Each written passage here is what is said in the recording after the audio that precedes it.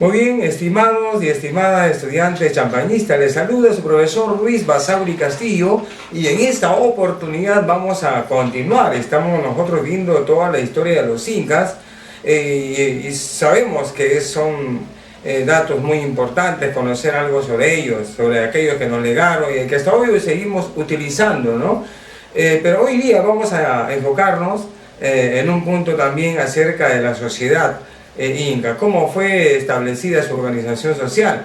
Pero antes que nada queremos saber que tú estés muy bien ahí lavándote constantemente las manos con abundante agua y jabón, siempre estar cuidados y salas a la calle igual, tienes que salir con el tapabocas, que es recomendable, y también no alejarte mucho si te vas a comprar y regresar rápido. Queremos que esta pandemia lo vamos a vencer tú y yo si somos cautos y precavidos en todo. Bien, damos gracias a Dios y vamos a empezar entonces con la organización social inca. Fíjense, sabemos que esta organización social fue jerarquizada en la cima de la pirámide. ¿Quién estaba? Estaba el gran inca, aquel que se había puesto la mascaipacha roja, que era el símbolo de reinado, el símbolo de realeza.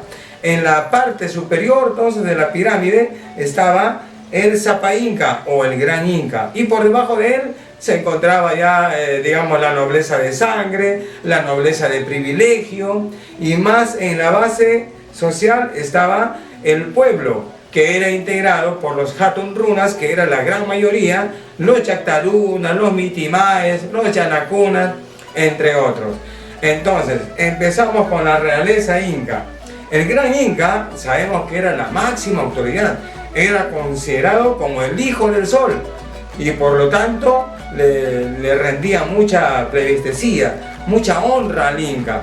Su poder era absoluto e ilimitado por considerarse, como les decía, el hijo del Inti o hijo del sol.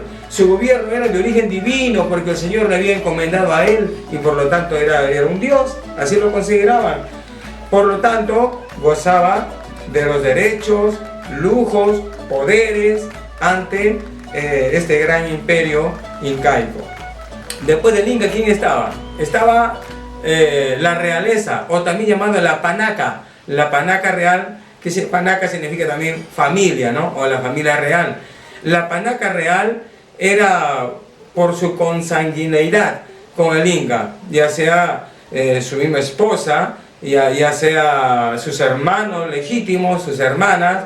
Ellos gozaban de este privilegio y también se desempeñaban como en las diferentes funciones que tenía el Gran Inca, ya sea políticas, funciones religiosas, funciones culturales, etcétera, etcétera. Dentro de esta panaca real se encontraba el Auqui. ¿Quién era el Auqui? Era el hijo del Inca, soltero y heredero del Inca. Era también llamado el príncipe heredero. Recibía también educación en el Yachayhuasi, en donde conforme iba aprendiendo todas las funciones políticas, administrativas, económicas del estado incaico, él ya también daba órdenes a veces cuando su papá lo mandaba. Entonces el Lauqui tenía una mascaipacha, pero acá en el centro era una orla de color amarillo. En cambio su papá, el Gran Inca, tenía un rojo y él acá un amarillo. Eso le distinguía del Inca y del Lauqui. Todos sabían que era el Lauqui. Era el hijo heredero, el príncipe heredero, el que iba a continuar después de su padre. Luego viene la Coya. La Coya viene a ser la esposa legítima. Ojo que el Gran Inca, el Sapa Inca, era el único que podía tener muchas concubinas o muchas esposas. Pero el pueblo, mucho cuidado con el pueblo no podía tener dos mujeres, solamente una, pero el Gran Inca sí, y es por eso que la Coya fue, digamos, la esposa legítima del Gran Inca. Y más abajo también estaba la nobleza de sangre. En la nobleza de sangre también tenemos la nobleza de privilegio, pero más que todo, primero la nobleza de sangre. ¿Quiénes eran? Eran miembros, digamos, de la residentes de las panacas. Podemos ser los primos, un sobrino, una sobrina, qué sé yo, o algún tío. Es establecido por la consanguinidad y afinidad del Inca. Por ejemplo, al príncipe que estaba casado, al príncipe casado, porque Lauqui era el príncipe heredero soltero, pero su hermano estaba casado, se le llamaba Linga. La princesa soltera o hija del gran Inca se llamaba Ñusta. La princesa casada, que también era la hija del gran Inca, se llamaba Paya, y la esposa secundaria se llamaba Piwi. Estos son los de la nobleza de sangre. Ahora, ¿quiénes estaban dentro de la nobleza de privilegio? En la nobleza de privilegio estaban aquellos que habían adquirido méritos o que habían hecho grandes cosas. Por decir, si de repente fue un curaca que hacía unos buenos puentes, hacía, digamos, una buena estructura en el camino, cualquier cosa buena que siempre ha hecho, lo subían de curaca y pasaba a la nobleza de privilegio. De repente un militar que le diga: Gran Inca, ¿sabe qué? Hemos tenido una victoria, vuelta volvía, señor, victoria hemos conseguido, hemos ganado la batalla tal. Ah, no, este es un gran militar. Entonces lo subían de la parte donde eran los soldados, lo subían a la nobleza de privilegio. Entonces la nobleza de privilegio era adquirida por méritos personales, ¿no? Entonces había dos grupos de la nobleza de privilegio: los recompensados y los advenedizos. Los recompensados eran personas destacadas por sus servicios al imperio. Como ya dije, ¿no? Podía ser un gran sacerdote, podía ser un gran curaca que hacía buenas cosas, puentes, podría ser un curaca que hacía buenas obras de infraestructura, podía ser también un gran militar que ha adquirido muchas batallas. Y el advenedizo son los reyes y gobernantes sometidos por el Inca pacíficamente. Entonces estaban dentro de la nobleza, porque el gran Inca iba a otro reinado y lo vencía, y al rey era traído, pero lo ponía en la nobleza advenediza.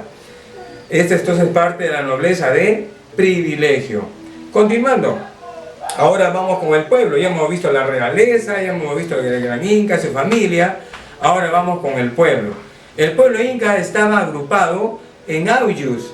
Sabemos que la base de la sociedad incaica eran los aylus, y existían los siguientes grupos. Dentro del pueblo estaban los hatunrunas, ¿no? Los hatunrunas eran los hombres, más que todo campesinos, agricultores, algunos tejedores, algunos mineros, por ahí ceramistas, que también estaban dentro del grupo de las hatunrunas. Los hatunrunas, ¿qué significa? Significa hombres grandes. Y eran, más que todo, como les dije, los campesinos, que constituían la gran mayoría de la población incaica, eran hatunrunas, es decir, campesinos. Entonces, de sus filas destaca la enorme fuerza de trabajo. Entonces, la fuerza, sabemos que durante los incas, la base de su economía fue la agricultura, correcto. Entonces, aquí podemos ver que la fuerza de trabajo indispensable para la marcha del gobierno eran los hatunrunas. También estaban los yactarunas, que eran los hombres de la ciudad, dedicados a la artesanía, ¿no? A hacer la cerámica, por ahí. Se llamaban yactarunas. Ellos no estaban en el campo, más que todo estaban dedicados a otro tipo de tareas. También estaban los mitimaes. Los mitimaes estaban formados por tres clases. Habían también mitimaes que eran colonizadores. ¿Quiénes eran los colonizadores? Los que iban a otros lugares a colonizar gente y les enseñaban su religión, les enseñaban también su idioma y también algunas técnicas agrícolas. Entonces, ¿quiénes eran los mitimaes colonizadores? Eran grupos de familias fieles al Inca y tenían como misión especial, diríamos así, colonizar y culturizar lugares no poblados. Por eso ellos se iban a colonizar, a formar grupos de población, y tenían como finalidad de aprovechar también las tierras y habitarlas. Entonces, estos eran los mitimaes colonizadores. Pero también había los mitimaes civilizadores. Son los que educaban a los sometidos. También les enseñaban, digamos, la educación, la oratoria, la parte de la filosofía, la cosmología, historia, también les enseñaban allí. Y también educaban bajo las normas del imperio a los pueblos sometidos.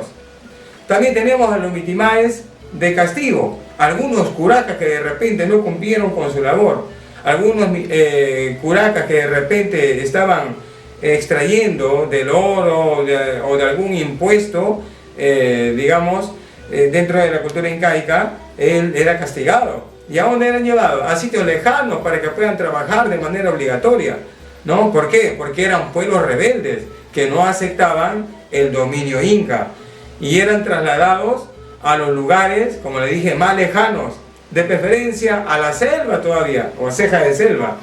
Entonces, habían, así también en el tiempo de los incas, también había delincuencia, en parte. Había esas personas que no estaban de acuerdo con el gran inca, vivían escondidos, vivían lejos, siempre escondidos. Se le llamaba, también lo llaman los pumas ranras o pumarranra.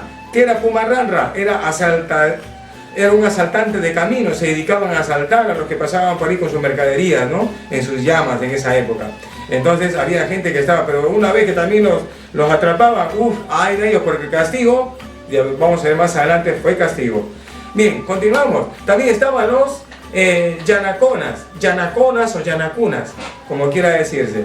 Ellos no formaban auyus. ¿Quiénes eran? Eran los sirvientes, los que trabajaban en la casa del gran inca, de la nobleza, de la realeza. Eran sirvientes perpetuos para toda la vida, escogidos por el inca, pero no eran esclavos, ¿no? Era una clase, diríamos así, constituida por prisioneros de guerra y por hombres que habían cometido algunos delitos, pero no fueron perdonados, siguieron como sirvientes. También estaban los yanamacos. ¿Quiénes eran los yanamacos? Eran yanaconas con privilegios de noble, o sea, aquellos que habían trabajado mucho tiempo y habían servido con mucha lealtad al inca. No, estos son de confianza, y los subía de estrato social, ¿no? Miren, se llamaron los yanayacos, que bueno por ellos, ¿no? Eran los yanaconas que habían subido a otro estrato social, mejor que el que estaba. Pero también había unos piñas, a los piñas también eran algunos esclavos que también trabajaban en las obras. Les había dicho que la base de la sociedad incaica fue el auyu. ¿Qué es el auyu? El auyu fue una unidad política, económica y social basada, digamos, en los tratamientos para el Estado inca. ¿Qué significa la palabra auyu? Auyu proviene del quechua ayuni. Ayuni, que significa pariente, familia, significa linaje, y en su acepción más amplia, ¿no? Significa familia extensa, ¿no? Entonces el auyu era la base de la organización social. Ese era el auyu. Muy bien, teníamos varios vínculos en el auyu. ¿Cómo era que se reunía la gente? Bueno, acá había un grupo, por ejemplo, Porvenir, por acá La Esperanza, más allá estaba Trujillo, Huanchaco. Supongamos que esos eran auyus, pero a ellos se les había vinculado por alguna razón, para algo característico que ellos tenían. Por ejemplo, había el auyu familiar, o sea, esa familia era grande, ¿no? Y también tenía sus tíos, sus primos, sobrinos. Entonces formaban una comunidad grande, ¿no? De 50 a 100 personas, por decirlo así. Entonces ellos formaban, se llamaba el auyu familiar, porque eran muchos y estaban constituidos por esta sociedad. También habían auyus por vínculos religiosos. Entonces, por vínculos religiosos, de repente, digamos, podrían también estar constituyendo. Porque recordemos que durante todo el Tahuantinsuyo, desde Pasto, Colombia, hasta el río Maule en Chile y más allá tal vez, entonces había muchas, digamos, preculturas, ¿no? Culturas antiguas, preincaicas, que también se dedicaban a su propia religión. Tenían una religión tal vez diferente a la de los incas. Tal vez ellos no rendían culto al sol, sino de repente a la lluvia o al mar. Entonces ellos dejaban que siempre esas tribus o esas etnias tengan su propia religión, y también se unían. Vamos a unir acá los auyus por religión. Estos adoran al mar, estos adoran a la luna, estos adoran al sol, por decirlo así. Entonces formaban también población por medio de vínculo religioso. También tenemos el auyu por vínculo económico también. Entonces, ligado, puede decir, a la minería. Acá habían estos son buenos agricultores, tienen varias parcelas, tienen varias zonas de minería, qué sé yo, y bueno, rinden, ¿no? Y bueno, todo esto también lo vamos a formar vínculos de mineros, vínculos de agricultores, por decirlo así, ¿no? Entonces también se unían a esas familias y se llamaba el vínculo económico. Entonces también había el vínculo de territorial, aquellos que eran, por ejemplo, de esta zona liberteña, otro de la zona ancashina, así por ejemplo, se unían también a vínculos según su territorio. Y también por idioma. Antes que los incas dominasen, por ejemplo, el idioma muchi, que era el idioma de los mochicas, ¿no? Estaban unidos por vínculos de idiomas también, así como también los de la cultura chimú, también, ¿no? Entonces, cada idioma, cada dialecto que había también se unían digamos, en esa época por esos vínculos. Muy bien, vamos a pasar a otro punto que también es muy importante, que es, digamos, les hago una pregunta, a ver, ¿cuáles eran los principales valores de vida de la sociedad inca? Valores, estamos hablando de valores. ¿Cuáles eran esos valores, los principales valores? Tuvieron muchos, tuvieron todo un catálogo de valores los incas. Por ejemplo, sabemos nosotros que Amasúa, Amalulia, Amaquelia, digamos, son los pilares. Hasta la Policía Nacional del Perú tiene, digamos, estos pilares dentro de los valores en las comisarías. Amasúa, recordemos que amas en quechua significa no, ama. Cada vez que diga ama es no. Y profesor, y sí, ari. Ya, muy bien. Entonces, ya sabemos dos palabras quechua, ama no y ari sí. Muy bien. Ahora, ¿qué significa una de las pilares de los valores? Amasúa es, no seas ladrón. Había castigos para aquel ladrón. Si alguien robaba y se lo encontraba en flagrante, se le llamaba la atención y se le daba un castigo. Si él nuevamente, después que salió de la prisión, volvía nuevamente a infringir la ley incaica, ¿qué le hacían? Según cuentan los historiadores, que le amputaban una mano. Y aún así, más adelante, si seguía infringiendo, con una mano, le cortaban también otra mano. Muy bien, vamos a continuar con el siguiente valor de la vida en la sociedad incaica. El siguiente es, no seas mentiroso. ¿Cómo se decía en el periodo incaico? Se decía, Amalulia, no seas mentiroso, ¿no? Entonces también ese fue un precepto que llevaron allá los incas. Y el siguiente es, no seas ocioso o no seas perezoso, no seas haragán. ¿Cómo se decía en quechua? Amaquelia. Entonces son estos preceptos, valores, que también hay otros, porque siempre la Masúa, la Malulia, la Amaquelia lo hemos sabido, ¿no? Pero hay otros también. Por ejemplo, hay uno que dice, no seas deshonesto o no seas infiel. ¿Cómo se dice? Amamap.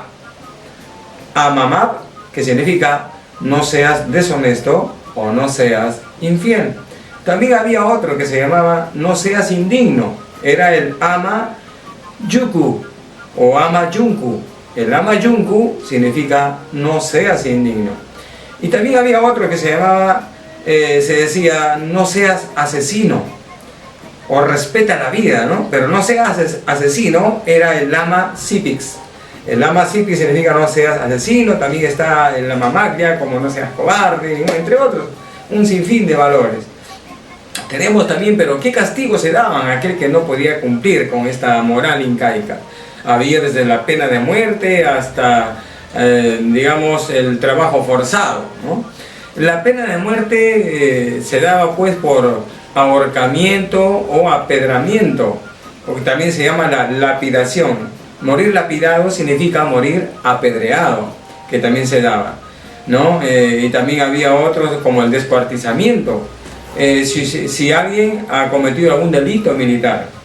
Entonces los casos más frecuentes era el ahorcamiento o el apedreamiento, que se daba pues como pena de muerte. También estaba la hoguera, ¿no? ¿Y cómo se daba la hoguera? Si alguien quería atentar contra el Zapa Inca, contra el Gran Inca, era quemado, vivo.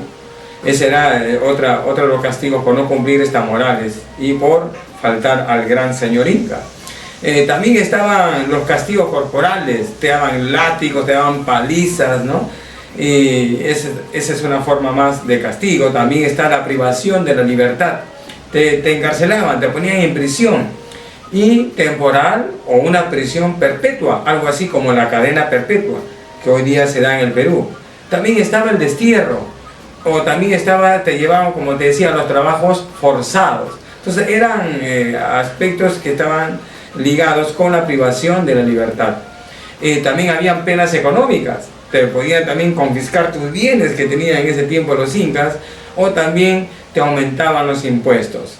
Y la otra, y la final, y con esta terminamos, el otro castigo era la pena de honra. ¿Qué significaba la pena de honra? El corte de cabello. También la amonestación pública y la destitución de los cargos. Esos eran pues los, digamos, los castigos, ¿no? En las penas de honra. Cortarse el cabello, los incas siempre han estado con el cabello largo, se presume, vemos en la fotografía, vemos en las imágenes que hacen en el Cusco y en otros lugares también, ¿no? Del Perú, donde vemos que ellos siempre están con su cabello largo, ¿no? Entonces cortar el cabello para ellos era una deshonra para ellos. Y también cuando les amonestaban públicamente, los avergonzaban públicamente, también era un tipo de castigo. Y también la destitución de su cargo, ¿no? Que también era digamos, algo vergonzoso para ellos. Muy bien, esperemos que te haya servido esta parte. Rogamos a Dios que te siga cuidando, a ti y a toda tu familia, y a cuidarse y a estar sano siempre. Te damos gracias y será hasta el próximo video. Dios te bendiga.